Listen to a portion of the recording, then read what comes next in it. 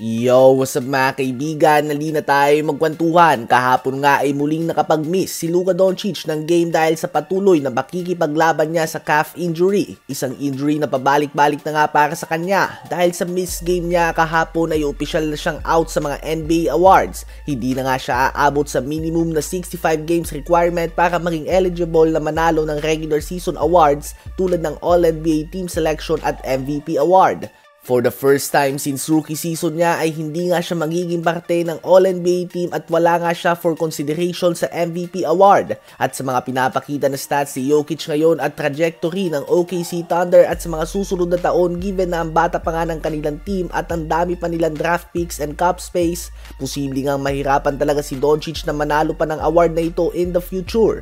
Pwede nga siyang matulad kay Carmelo Anthony kaya naman Dwayne Wade na mga sobrang galing na players at mga MVP caliber season nga ang pinakita nila, subalit na overshadow sila nila LeBron James at Kobe Bryant. Madami nagsasabi na dahil umano ito sa hindi pagiging fit ni Luka at kakulangan ng proper diet niya ang dahilan mga kaibigan ng kanyang mga injury ngayon. Well, posible nga ito mga kaibigan, subalit isa pang posibleng dahilan ay maaga nga siya nagsimula na maging professional basketball player. Wala din siyang pahinga tuwing off-season, palagi nga siya naglalaro sa mga FIBA Games o kaya naman sa Olympics. At dahil dyan ay matindi na nga ang workload niya.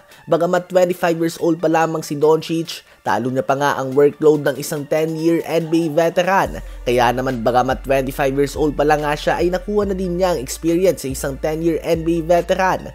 Ang main challenge kay Doncic ay kung paano siya mananatiling in shape kung magpapahinga siya tuwing off-season na ngayon nga palagi na siya naglalaro ay talagang nakikita pa din natin ang pagbigat niya. Sa palagay nyo ba ay kakayanin ni Doncic na maging regular season MVP sa NBA?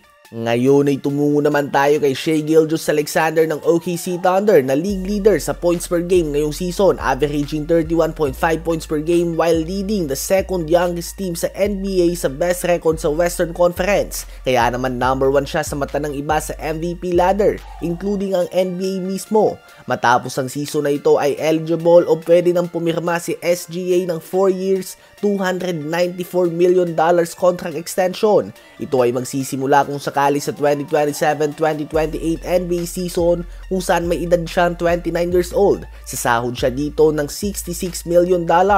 Sa sunod na taon ay aangat ito sa 71 million, 76 million naman sa pangatlong taon at sa huling taon nga ng kanyang kontrata kung sakaling pirmahan niya man ito, aangat na nga ito mga kaibigan sa $81 million.